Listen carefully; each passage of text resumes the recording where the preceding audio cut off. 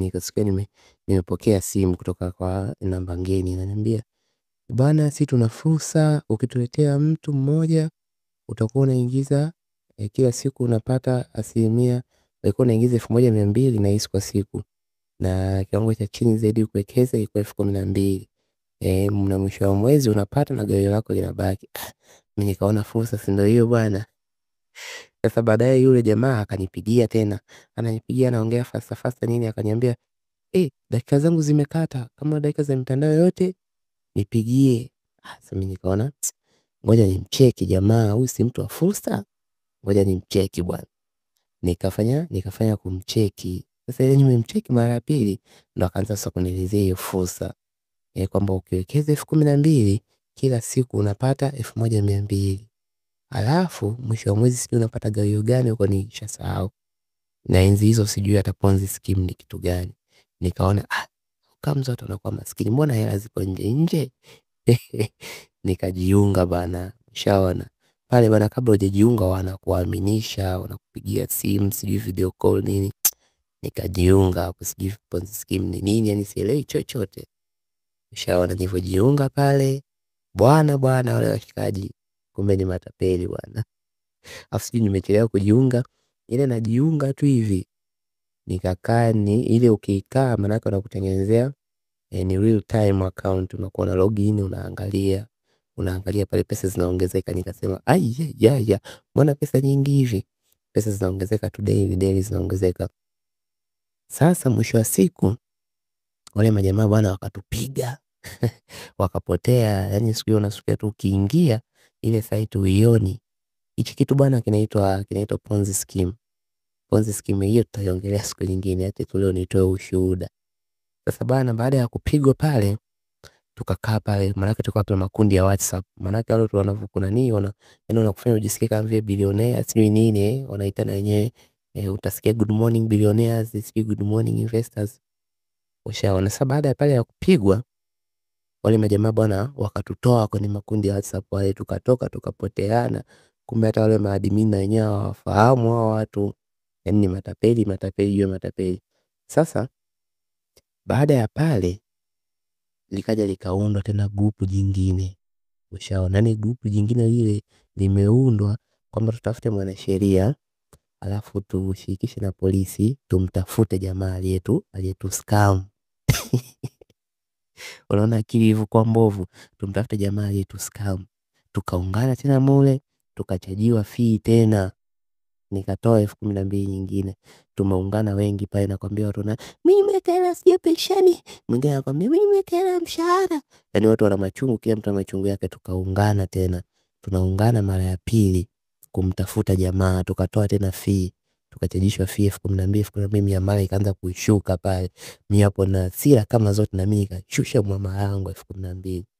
Tukawa tumepigwa tena mara ya pili. Hasa kipindi hicho nilikuwa sijagundua, lakini wakati nasoma hicho kitabu The 48 Laws of Power cha Robert Greene, nikagundua kwamba hao majamaa ni either kwa kujua au kwa kutokujua walitumia laws zilizomo. Lakini nahisi somehow they knew what they were doing.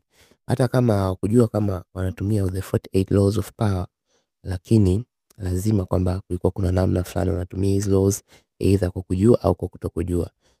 One of my friends told me that nikitafsiri nisema kwamba ni sheria 48 za mamlaka, na kweli zina mamlaka. Kwa sababu nilipokuwa nasoma hicho kitabu nimejaribu kuanalyze baadhi ya laws ambazo hao matapeli walitumia kututapeli. Jamani, I was scammed, na mimi nilikuwa mgeni mjini nikajifunza. I learned it in a hard way. Tutakuja kuzungumzia siku nyingine kwamba Ponzi scheme ni kitu gani. Maana kuna masuala mengi ya Ponzi scheme na vitu kama hivyo yanakuja mara kwa mara, lakini people never learn. Sasa hapo tutakuja kuiongelea siku nyingine. Sasa laws baadhi walizotumia hao matapeli kututapeli, law ya kwanza kabisa ambayo na suggest kwamba walitumia ni law number 28. Law number 28 inatuambia kwamba enter action with boldness. Yani unaingia kwenye kufanya kitu ukiwa unajiamini, umejitosa 100%. Mimi mwenyewe nilipigwa hela ndogo ni kwa sababu nilikuwa sina hela. Lakini nilikuwa na hela nyingi, of course nilikuwa naenda kwa scam parefu. Sasa hiyo law namba 28 imetumikaje? Law namba 28 imetumika bana, kwanza yani boldness wanakuaminisha kwamba uingie mzima mzima, kwa sababu kwanza unapigiwa video call, unaona watu, yani watu ni watu ambao wako confident, lakini vile vile wanakuwa na certificates, sijui ni forged, sijui ni original, ambazo zinakuwa zina mamlaka mbalimbali, yani wamelipa kodi, wamejisajili, lakini sometimes wanaenda far mpaka wanatumia vyombo vya habari. Sasa sijajua sheria zimekaje kwa upande huo, mimi sio mwanasheria na sina mwanasheria nataka sasa kuliongelea hilo, it has passed na nishakubali kuumia, I learned it in a hard way. Sasa hiyo hapo inakuwezesha unaingia with boldness, yani unaingia kwa kujiamini kwamba hapa nawekeza kweli. Lakini law nyingine wanaoitumia ni law ya kucontrol the options. Hiyo inaitwa law number 31.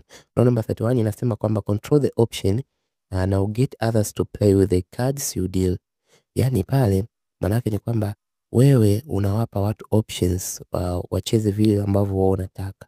Yani wao unapiga mdundo na unawachezesha unavyotaka. Kwa mfano wa majamaa wakiwa wanakupigia, kwanza wanaanza wanakuteka psychological, wanakuelezea jinsi ajira zilivyo ngumu kupata na nini. Alafu baada ya hapo ndo wanakupa fursa sasa hiyo. Yani pale wewe unakuwa excited psychologically, haufikirii mara mbili, una invest. Na ukifikiria easy money, unajua easy money inavyokuja haraka haraka, yani unafurahi. Lakini sasa baada ya hawa majamaa kuwa wamefanikiwa kutuscam mara ya kwanza, kututapeli, nitapeli bwana. Walivyofanikiwa kututapeli mara ya kwanza, huyu jamaa sijui ni moja, sijui ni organization, ilikuwa ni very genius, akarudi kwa kutumia law number 31. Unajua law number 31 inasemaje? Law number 31 inasema bwana, when asking for help appeal to self, yani when asking for self appeal to self interest. Yani unavyokuwa unaomba msaada kwa mtu, unatakiwa umwambie yule mtu atabenefiti vipi na wewe, yani atabenefiti vipi yeye kukusaidia wewe. Ushaona? Ndio maana walivyorudi mara ya pili kutuambia kwamba watatusaidia kumpata aliyetuscam.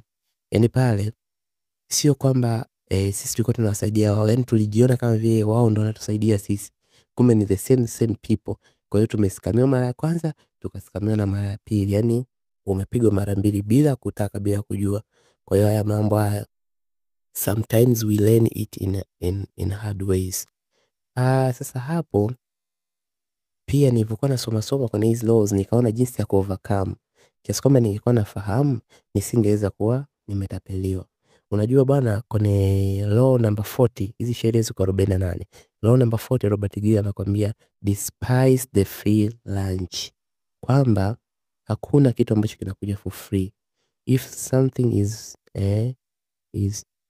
is too nice, yani unaambiwa kwamba something becomes too nice to be true.